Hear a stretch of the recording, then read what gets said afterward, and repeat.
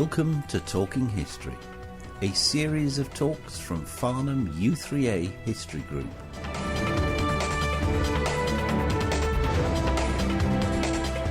Talk 13. In this talk, Alan Freeland tells us about Marconi, his life story, technology, his ladies, his politics, and also his legacy. Please note, the sound quality for parts of this recording is less than ideal because of problems with the amplification equipment.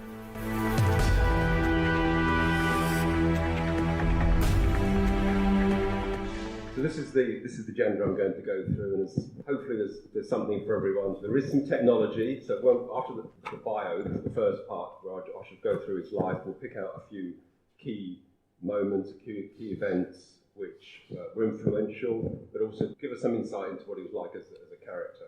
Then a very short section on technology, a longer section on the ladies in Marconi's life.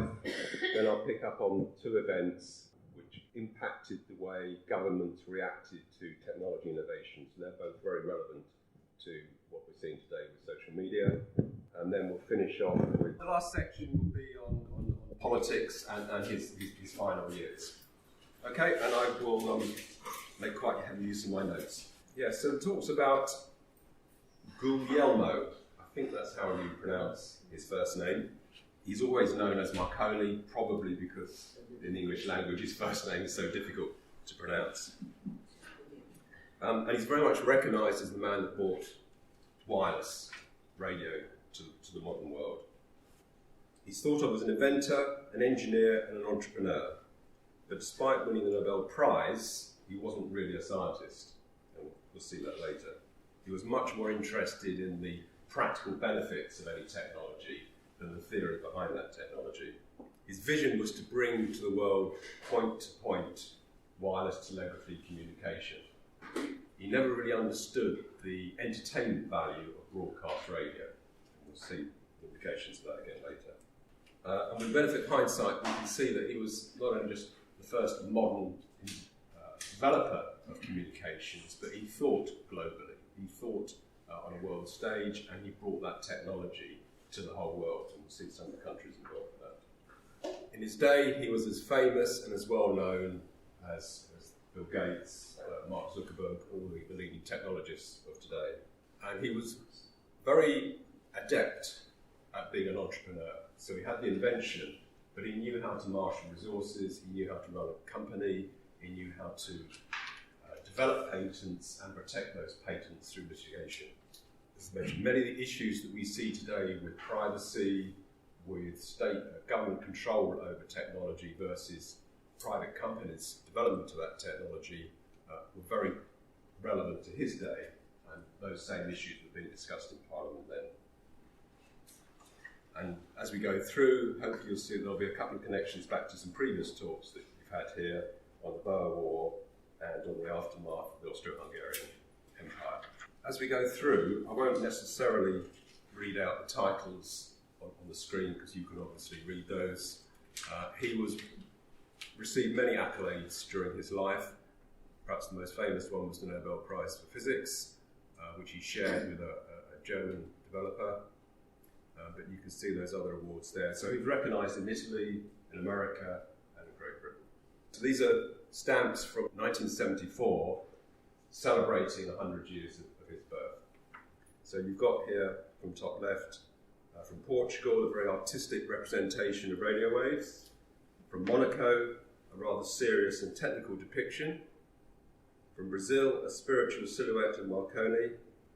From India, Marconi the statesman.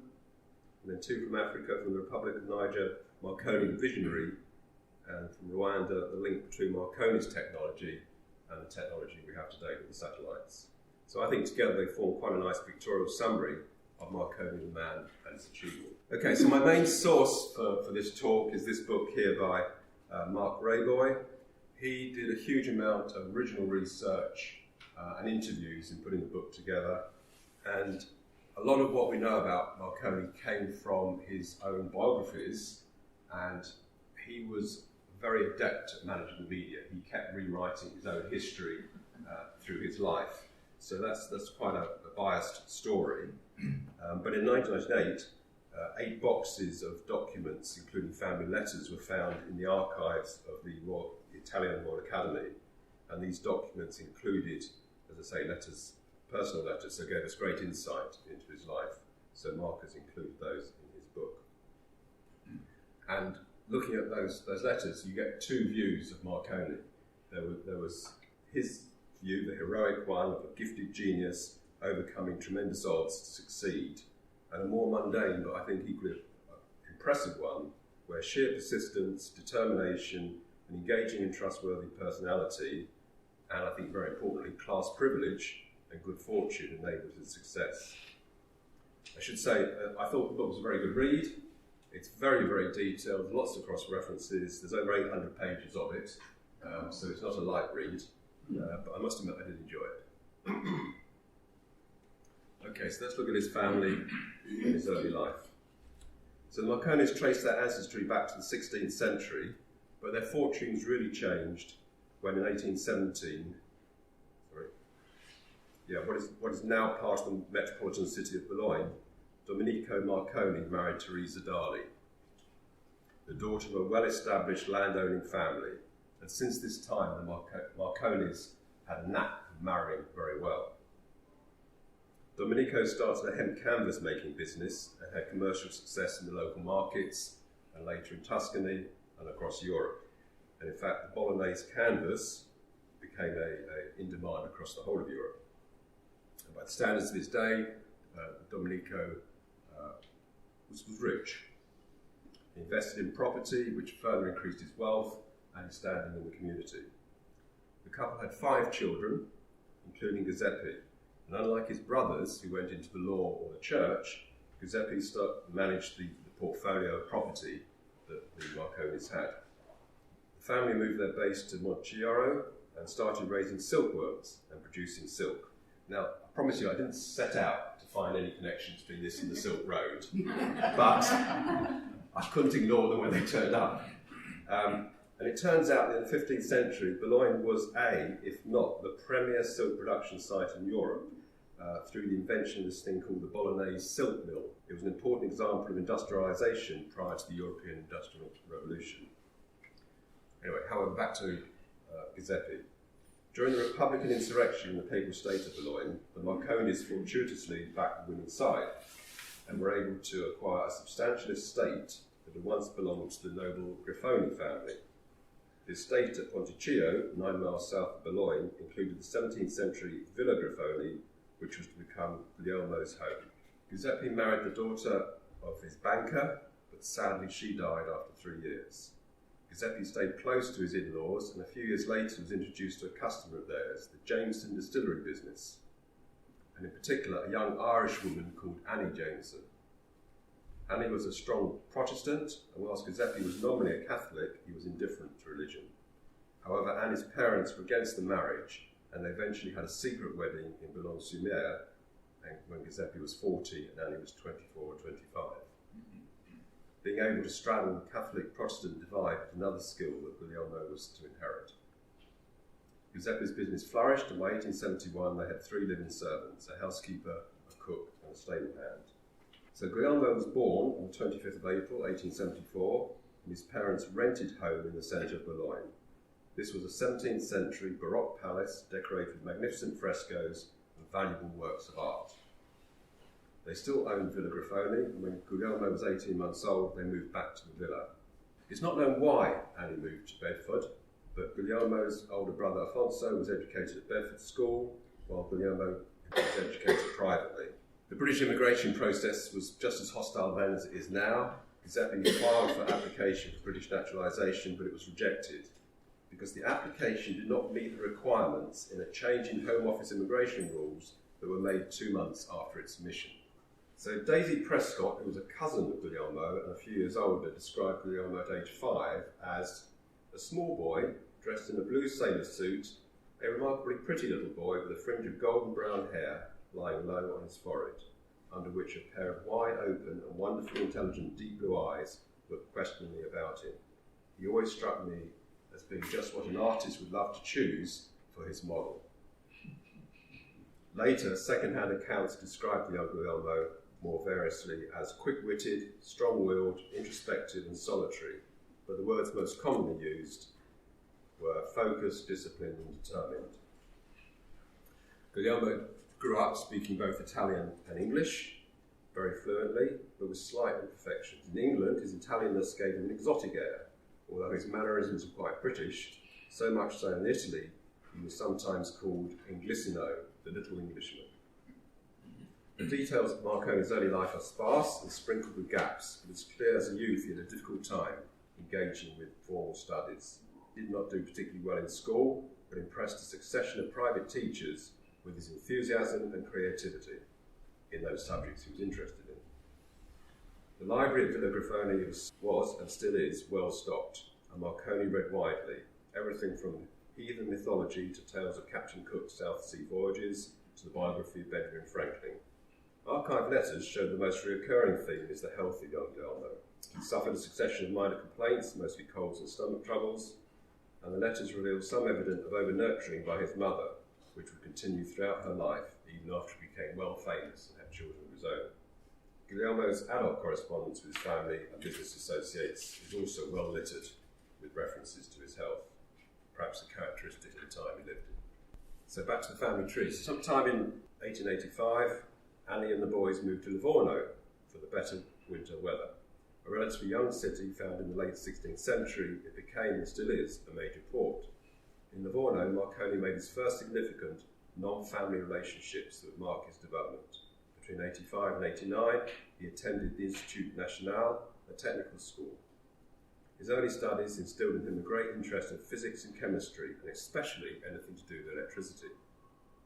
During the summers, the family returned to Villa Grifoni. As he seemed to have an aptitude for science, his parents arranged for him to receive private lessons from Vincenzo Rosa, a high school physics teacher who maintained a well-equipped laboratory. Rosa later recalled their first meeting when Annie, accompanied by her son, requested physics lessons. "You want to take an exam? You have to present yourself in a competition?" Rosa asked. "No," replied Guglielmo, "I want to study science." This amazed Rosa. He had never had anybody come to him to study science just for the joy of it. Marconi later warmly remembered and acknowledged Rosa's influence on his career. In Livorno, Marconi developed a single-minded passion for electrical experiments that occupied him practically to the exclusion of all other activities that would normally fill the time of adolescent boys. The only exceptions were the piano, which he learned from his mother, and a passion for the sea and ships. Another figure that played an important role in Marconi's rapid development in these early years was Professor Augusto Ricci of the University of Bologna. He was an internationally renowned physicist who was introduced to the family by common friends. Knowing the right people was to be another key characteristic of how Marconi got things done. And we'll come to Annie's nephew, Henry Jameson, Davis, shortly. The property of the estate included a stable, a barn, a chapel, and a large country mansion, where a large room on the upper floor had once been dedicated to raising silkworms. Marconi did his experiments in this room, which is reconstituted today as it was in 1895, and today this building is a museum. So I promise not to keep mentioning silk, but just one slide aside. I would like to point out that in ancient times the most precious cloth was what was called the cloth of gold. So this was silk thread wrapped around with gold thread. So this made a very glistening, very expensive cloth. So to me, it doesn't seem beyond the bounds of possibility that a machine capable of spinning gold wire around a silk thread could also spin silk thread around a copper wire to create windings for radio receivers. In 1893, the Marconis were back full-time in Villa Grifoni, and it was around this time that Marconi read of experiments of a German physicist, Heinrich Hertz, on the generation and propagation of radio electromagnetic waves. Hertz's breakthrough had attracted worldwide excitement, but no one had yet found a practical application for the discovery. Ricci himself was experimenting with the so-called Hertzian waves, and may have been the one who introduced Marconi to the phenomenon. However, Ricci was primarily a theoretician and never claimed to be Marconi's mentor, as he is often portrayed. Marconi's own notebook notations show that he was already familiar with Morse code at this time. So the first radio signal. As often with Marconi, the story, there is more than one history. Marconi himself, at different times, claimed the idea of wireless telegraphy came to him in 1894 or in 1895. The timing is significant because in 1894, Oliver Lodge, who was an English scientist, and his name will crop up quite a few times during this, demonstrated publicly receiving wireless signals. Lodge's work was published in journals that Marconi may have read. However, Marconi's story is that in the summer of 1894, aged 20, whilst holidaying in the Italian Alps, the following thought came to him.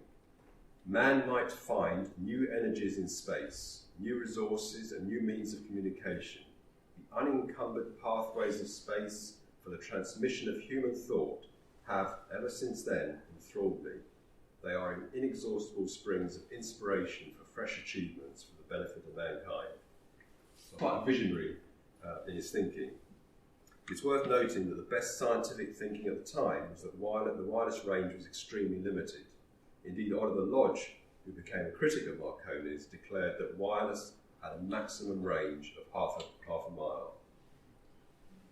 Marconi's biography, written shortly before his death, records, "When I got back from the Alps, I shut myself up in my attic laboratory and got to work on my new theory. For months, I lived like a hermit. I found 2 local youths who were prepared to help me. They did not always understand what I was doing, but they were fired by my enthusiasm. It was in the spring of the following year that I made my first great experiment. I had a transmitter near the attic window and instructed one of the youths to take the receiver to the other side of a small hill a few hundred yards away, out of sight of the house. Take this gun, I told him. I'll tap 3 times. If there are 3 clicks on the receiver, fire the gun. I then called my mother into the room to watch the momentous experiment, and here is what happened. I waited to give the youth time to get to his place, then breathlessly I tapped the key 3 times. For what seemed an eternity I waited. Then from the other side of the hill came the sound of a shot. That was the moment when wireless was born." So I think as well as being visionary, he was quite a dramatist as well. Okay, so we moved to London. So whether the discovery occurred in 1894 or 1895, the standard narrative of what happened next, repeated in nearly all of Marconi's biographies, was that the family now wrote to the Italian Ministry of Posts and Telegraphs, offering the government the invention, and that receiving no reply, they decided to take it to England. However, there is no documentary evidence that the Marconis actually contacted the Italian government before Annie and Guglielmo left for England. Marconi's own clearest account of what happened, written in 1913, is this. "I was advised by my mother's relatives that England was, amongst the European countries, the country in which, owing to its large fleet, extensive coast and large shipping interests, that my invention would be most readily employed." He added, however, that he made his invention known to the Italian government through General Annibale Ferraro, who was a close friend of the Marconi family and was then serving as the Italian ambassador to London. Ferraro advised that the young Marconi should apply for patents everywhere and to do so before a secret of his important invention got out. And this is exactly what Marconi did. Ferraro also advised not to expect anything from the Italian government as they were incapable of making decisions.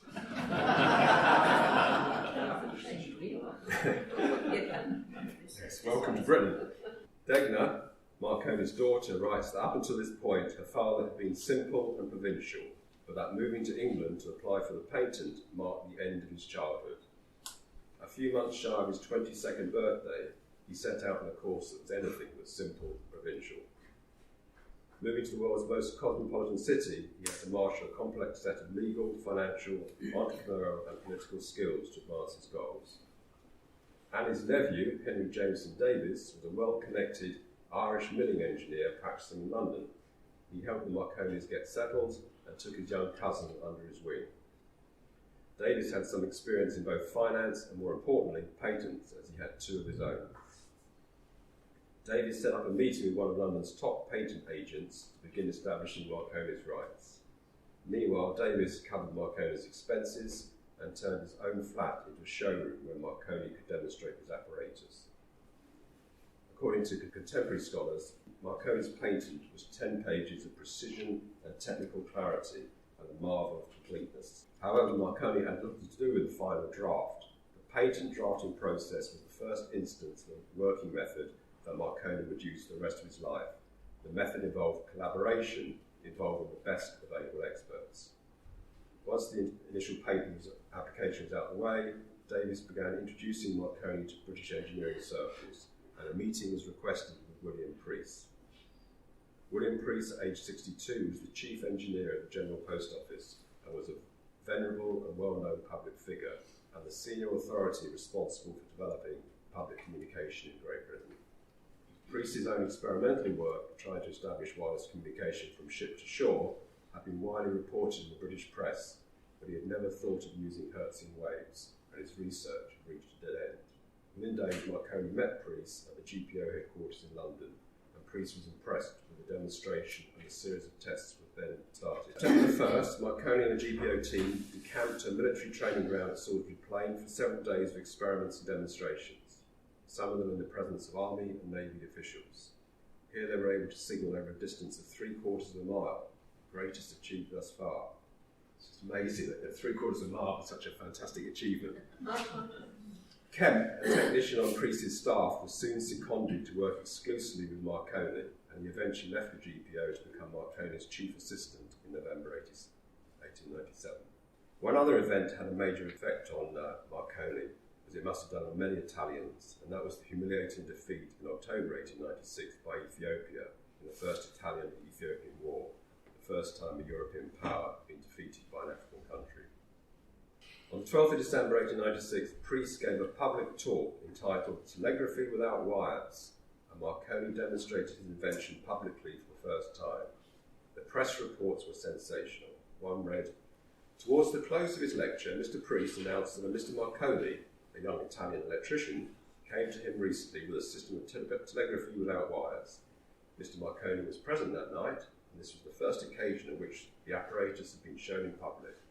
The apparatus was then exhibited, and what appeared to be just 2 ordinary boxes were stationed at each end of the room. The current was set in motion at one, and a bell was immediately rung in the other. To show that there was no deception, Mr. Marconi held the receiver and carried it about, the bell ringing whenever the vibrations at the other box were set up." In March 1897, barely 3 months after Marconi was unveiled to the public, the London Strand magazine did a feature-length story on him. The much-published iconic photograph, showing Marconi sitting reflectively in front of his apparatus, was taken by the Strand photographer and first published with this article.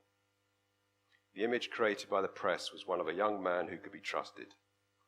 At the same time, Marconi quickly became an adept practitioner of image control. Preece continued to publicise Marconi's work, and the Italian naval attaché in London arranged for Marconi to demonstrate the invention to the Italian Navy. This he did. As a result, he demonstrated his invention to the King Umberto and Queen Margherita at the Royal Palace. His first British and American patents were awarded. This effectively gave him exclusive rights to the whole of the electromagnetic spectrum. So July the 20th, his cousin Henry Jameson Davis set up in London the Wireless Telegraphy and Signal Company Limited with a venture capitalist funding. Marconi owned 60% of the shares and received £15,000, which is about 1.5 million in today's money. And he had control of the board of directors. So Marconi was now a wealthy man, so age 23. The Italian Navy announced that it was adopting Marconi's system, and Marconi gave them the use of the patent at no charge, but they still had to pay for the equipment and the services. Italy thus became the first country to adopt Marconi's system. Marconi was due to do military service in Italy, but because of his connections, he was given only a nominal role in the Italian Navy and seconded to the Italian Embassy in London for 3 years to continue his research. This taught him another valuable lesson that he would make throughout the rest of his life. With the right connections, anything is possible. The company now also began cultivating business with the private sector, and the first major customer to recognise his commercial potential was the Lloyd's Shipping Company. Marconi's goal was now to establish communication with ships at sea, and he set up an experimental station on the Isle of Wight. Soon he succeeded in sending readable signals to a tug in Allen Bay, then to Bournemouth, 14 miles, and then Poole, 18 miles. A lot of hard work put into this. In January 1898, an incident occurred that showed Marconi's flair for taking advantage of an opportunity. The ailing former Prime Minister, William Gladstone, had gone to Bournemouth for his health, followed by a flock of newspaper reporters. It took a turn for the worse, just as a heavy snowstorm I don't know the last time we had a snowstorm in Bournemouth, knocked out the regular telegraph lines. Marconi improvised a wireless transmission link enabling the journalists to file their copy to London. This incident gave Marconi some good publicity and made him newspaper friends, another pattern he would develop and exploit. Later that year, he was invited to cover the Irish Kingstown sailing regatta for the Dublin-based Daily Express and Evening Mail.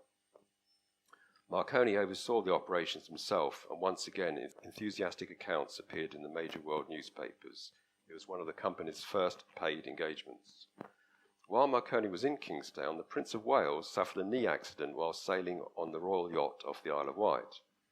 The Prince, who had already shown some interest in wireless telegraphy, asked Marconi if he could establish a link between the yacht and Osborne House, Queen Victoria's summer residence on the Isle of Wight, so that he could stay in touch with his mother. Nice touch.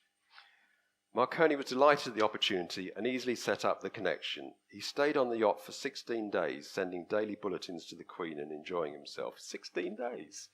In September 1998, Marconi moved his South Coast laboratory to the Haven Hotel at Sandbanks. His overriding goal was distance and finding ways to increase it. He was convinced that there was theoretically no limit to the extent that wireless signals could travel. The Haven became Marconi's principal English domestic research station and often his home for the next 27 years. He would happily spend weeks at a time in the Haven, and in the early days he would often be accompanied there by Annie or Alfonso. It took just under 4 hours to get to the Haven from London Waterloo Station. It takes 3 hours today, so that's progress. Marconi spent as much time as he could driving his men hard. A large room on the ground floor served as the main laboratory, with other work carried on in a cluster of outbuildings. The team worked long hours, but the atmosphere was highly sociable, everyone sharing a common table at dinner, which was often followed by homemade musical entertainment. One of Marconi's colleagues would play the cello, Alfonso, when present, the violin, Annie might sing, and Marconi always would play the piano. In his letters to his mother during this time, they are conversational and chatty, and touch on family as well as business. In one example, he urges her to insist that Giuseppe, his father, get good clothes if he comes to England. Please know that some very grand people come to see me, and it would not do if he did not have nice clothes. I think it's a nice touch of an almost Englishman telling an Italian how to dress well. Annie's letters were newsy, but also motherly. She worried that Marconi was so busy that he hardly had time to eat. In December 1998, the company set up the world's first wireless factory in Chelmsford. Nobody seems to know why they chose Chelmsford. By now, Marconi understood the value of media attention and how to get it, so he set about demonstrating a wireless communication across the English Channel. He built a wireless station on the beach near Boulogne-sur-Mer, where his parents had married, and in March 1899, with a London Times reporter present, Marconi sent a message across the 32-mile channel to Folkestone. Public interest was immense. The New York Times reported that the wireless channel crossing had astounded the world and now anointed Marconi as the inventor of wireless, despite the recognition due to scientists like Tesla, Rehe, and Lodge. As the Times philosophized, men who do something practical are usually the ones that eventually get the credit. Crossing the English Channel had tremendous symbolic value, and Marconi's supporters were also ecstatic. Agnes Baden-Powell, who Marconi had befriended after her brother's visit to Salisbury, wrote, "It is a splendid triumph, notwithstanding the presence of the group of French skeptics." Unfortunately, the book doesn't expand on that point. Of all the accolades, the one that must have pleased Marconi the most was the letter he received from William Preece. "My dear Marconi, I congratulate you very much on your success between Folkestone and Boulogne. I never had a doubt of it." Marconi was approached by James Gordon Bennett Jr., the publisher of the New York Herald and an avid yachtsman, and offered £5,000 to report on the America's Cup races between New York yacht clubs Columbia and Sir Thomas Lipton's yacht Shamrock. Bennett was known for making news happen. He had sent the explorer Henry Stanley on his legendary expedition to find David Livingstone, and Bennett's paper had been the first to report on the inventions of the telegraph and the light bulb, and Marconi recognized the value of having such a powerful media contact. The coverage of the regatta was a great success. This is how the Herald reported Marconi's first US performance. From the chart room of the steamship Ponce, messages were flashed by wireless telegraphy to New York City. Signor Marconi was greatly hampered in his work, but never complained. Questions were always answered, and few of the women passengers went ashore without first having the system of wireless telegraphy explained to them in all its intricacy. He does go on to say at that next point is many of them were more interested in the man than his work. They met a young man with an erect, athletic figure who spoke with a quaint English mannerisms. The experience was a turning point in the US Navy's view of Marconi's system. A Navy observer said, "This is no experiment. Signor Marconi shows by his every move that he has passed the stage of uncertainty. In the near future, wireless telegraphy will be in general use by the navies of the world. Its value cannot be too highly estimated." The publicity Marconi received was priceless and also precisely what he wanted. Already known to specialists in the United States, his name now became a household word. He was in the press nearly every day for over a month. The Italian Chamber of Commerce feted him with a banquet where speakers declared Marconi to be one of Italy's gifts to the world, putting him on a par with Michelangelo and Columbus. Despite significant interest in the USA government, the government's insistence on wanting to own the equipment outright, and Marconi's insistence that his company would only lease the equipment, meant in the end the USA government developed their own system. And whilst he was in America, the Marconi Wireless Telegraph Company of America was incorporated with exclusive rights to exploit Marconi's patents. They raised $10 million to float the company, and it was like a 1990s .com. It had no foreseeable revenue stream. In 1899, fearful of another war with Britain, the South African Republic contracted with Siemens for the supply of radio equipment. This is considered to be the world's first military order for commercial radio equipment. However, the equipment arrived after South Africa and the Orange Free State had declared war on Britain, and the equipment was confiscated by British Customs. Marconi, who had also bid for the South African contract, now got its first UK government contract with the British War Office. 6 Marconi engineers and 5 wireless sets intended for use on ship were sent to the Royal Engineers. The sets proved to be too bulky for successful use in the field, and they were redeployed to ships performing naval blockades. The British experience in South Africa undoubtedly contributed to the Admiralty's decision to equip 28 warships with Marconi equipment a few months later. By 1900, Marconi and his companies were being accepted as the leading wireless telegraphic company. His patents were being confirmed, orders and revenue were coming in, but the company was far from profitable. Marconi decided the key breakthrough would be transatlantic communication. It would allow him to take significant profit from the cable companies that had a monopoly in transatlantic telegraphy. In order to keep his plans secret, Marconi called the project the Great Thing. Many scientists of the day were convinced transatlantic wireless communication was impossible because radio waves travelled in a straight line. They did not follow the curvature of the Earth. For the British site, Marconi chose a site above Poldhu Cove near the village of Munyon on the Lizard Peninsula in Cornwall. Marconi travelled constantly between London, Dorset and Cornwall during construction of the Poldhu station in the fall of 1900. It was a long train ride with 3 changes and then 7 miles from the station at Helston to the Poldhu Hotel by horse-drawn carriage. James Ambrose Fleming was the chief scientist lead for the Poldhu station, and the success of the station was equally his as Marconi's. In early 1901, Marconi went to America to find a location for and set up the American telegraph station, and Marconi chose a site on Cape Cod at Holbrook House in Wellfleet, then the only place to stay in the area. Ever resourceful, he discovered there was a householder nearby who cooked authentic Italian dishes, and he borrowed a horse to ride over for a home-cooked meal. There was no electricity on the outer Cape, so his team had to generate their own. Building supplies were brought in from Boston by train and thence to site by horse and cart. And the use of horses and the fact there's no electricity there, I think, reminds us of the state of the technology at the time. While building the wireless station and the huge 100-foot-high aerials, Marconi got concerned about the great distances involved. Up to then, the greatest distance achieved was less than 50 miles. He decided to try and make the transatlantic connection with Newfoundland, a British colony that was more than 900 miles closer to Poldhu than Cape Cod. While the decision was fortuitous for radio, it was a disaster for his love life, as we shall see later. There was, however, an apparently insurmountable obstacle.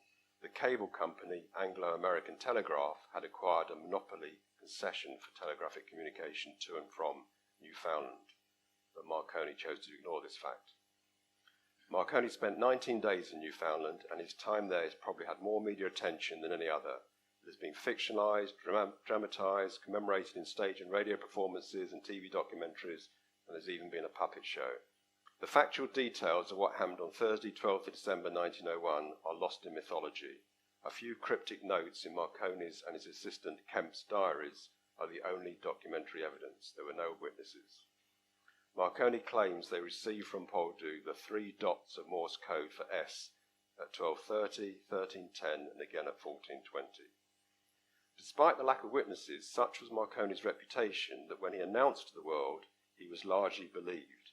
Thomas Edison, who believed the radio waves went in straight lines and thought what Marconi was attempting was impossible, when he heard the news he said, "If Marconi says he did it, it must be so."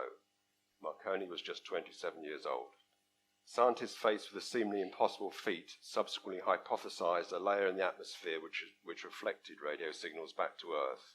The layer later became known as the ionosphere, and its presence was subsequently proved in 1927 by Edward Appleton, who received a Nobel Prize for his work. As noted, Anglo-American Telegraph Company had exclusive rights to telegraphy in Newfoundland and placed an injunction on Marconi preventing further experiments. Canada's Prime Minister seized the opportunity to welcome Marconi to Canada. Marconi was feted by the Canadians. A specially chartered train was put at his disposal to bring him to Ottawa. Marconi was taken on sleigh rides to a New Year's Day toboggan party. He spent time socialising with young ladies and meeting the great and the good of the city. A contract was signed in principle for the Canadian government to purchase $80,000 worth of telegraph stations, which is worth around $2 million in today's money, and Marconi agreed to provide a transatlantic telegraphy services at 40% of the cost of the cable services. The contract was exactly the type Marconi preferred, a public-private partnership. Infrastructure laid at public expense by private companies able to make a profit. So by 1902, the Marconi Company was appointing agents across the world: Argentina, Brazil, Chile, India and Holland. By 1903, Marconi organised another PR event and had President Roosevelt send a message to the King of England, the first wireless telegraphy message from the USA. His successes were applauded back in Italy, and every time he returned he was feted. On May the 4th, 1903, the King and Queen of Italy gave a dinner where the German Emperor was also in attendance. This was the first time the two had met. When they were introduced, the Kaiser, trying to be friendly, said to Signor Marconi, "You must not think I have any animosity against yourself. It is the policy of your company I object to." To which Marconi replied, "Your Imperial Majesty, I should be overwhelmed if I thought you had any personal animosity against me.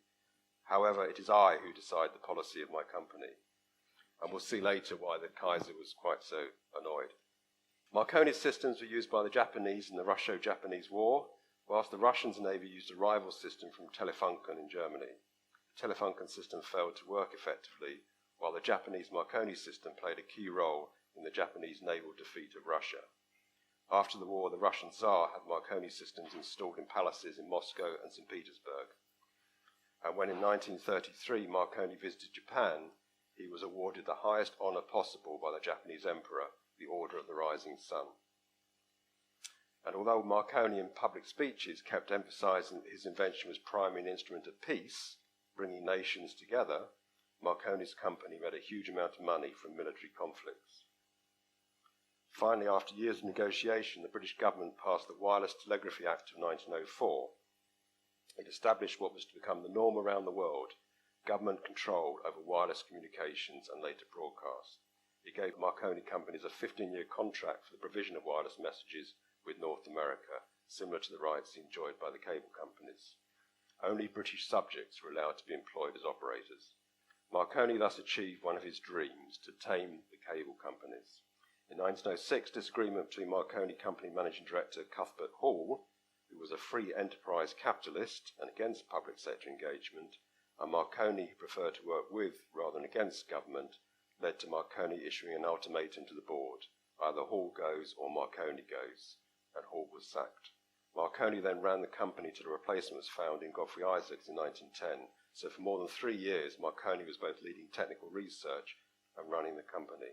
In 1909, the cruise ship RMS Republic was hit by another ship off Massachusetts and started sinking. The radio operator managed to issue an SOS call, and of the 1,200 people on board, all but 6 were saved. A new class of hero had been invented, the ship's radio operator, known as the Marconi man. On September 29, 1911, the Kingdom of Italy declared war on Ottoman Turkey over conflicting interests in North Africa, and patriotic Marconi dropped everything he was doing to offer his services to the Italian cause. At Tobruk, in Libya near the border with Egypt, Marconi worked on improving communication between army field units and improving the portability of the equipment and making it less susceptible to jamming and interference. And in 1912, an interview with Marconi described a recent invention of his, a wireless compass, which by a process of triangulation allowed ships to determine their position by using radio stations. This was an early form of GPS. Marconi was never able to settle in one place, and he kept moving his family. In 1912, they rented Eaglehurst House on the Hampshire coast. Queen Victoria considered making it her country home before adopting Osborne House. But just in case you're interested, the last price on rightmove.co.uk was £6.5 million. From here, his wife Beatrice and daughter Degner could see the transatlantic liners sail past on their way to America. Indeed, on April the 10th, 1912, they saw the Titanic pass by. Later in 1912, while driving Beatrice in his new powerful 50-horsepower Fiat near Genoa, he crashed into an oncoming vehicle. Marconi was the only one seriously injured. He lost the sight of one eye. His friends noted that after the accident, Marconi's youthful character changed, and he became sadder and older. In 1914, Marconi was knighted, and he was also awarded Italy's highest honour, Senator of the Realm, a lifetime position giving him a place in the Senate. During the First World War, Marconi took on diplomatic roles to persuade Italy to side with the British and the French. His movements in Britain were now subject to the Aliens Registration Act, forcing him to register his movements about the country. At the end of the war, he continued his diplomacy role, particularly trying to get America to provide much-needed wheat and coal for Italy to aid its recovery. He met President Wilson and addressed the House of Representatives. He also tried to get agreement on the Adriatic question, working with UK, Italy and America. The Adriatic question concerns the fate of the former Austro-Hungarian territories on the east coast of the Adriatic that Italy felt should belong to Italy as spoils of victory. This was as agreed in the Treaty of London of 1915, but was not delivered. From Marconi's viewpoint, the way Italy was treated after the war, the greed of Britain and France, and the lack of support from America left a sour taste with him, and increasingly he became more patriotic towards Italy and desired a strong and powerful Italy. In 1914, wireless direction-finding radar developed by Marconi engineer H.J. Round was used along the entire Western Front. It also tracked German fleet movements in the North Sea prior to the Battle of Jutland. World War I had shown the Americans the importance of wireless, and they were determined to seek dominance in this technology. President Wilson put pressure on the American General Electric Company to make this happen, and with the risk of losing his business in America, Marconi agreed to a buyout by GE of their American company. The new company was called Radio Corporation of America, RCA. Ever since his childhood in Livorno, Marconi had loved the sea and sailing. His most relaxing times were when crossing the Atlantic in a luxury cruise ship. So in 1919, he bought a ship which he named Electra.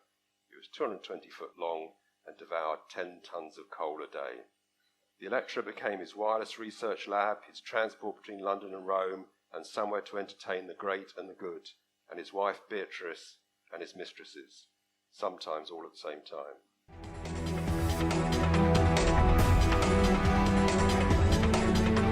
The views expressed by the speaker are not necessarily the same as those held by the team at the Mr. T podcast studio.